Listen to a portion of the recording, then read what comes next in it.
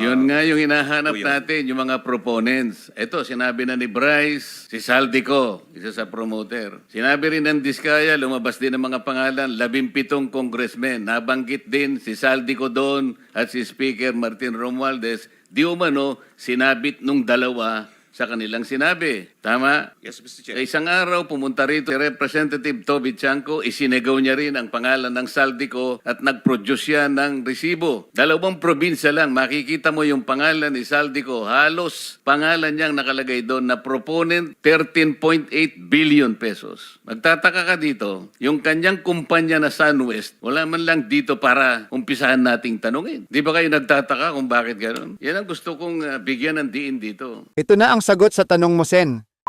Sir, si Saldico, ipapatawag din ba? May interparliamentary courtesy.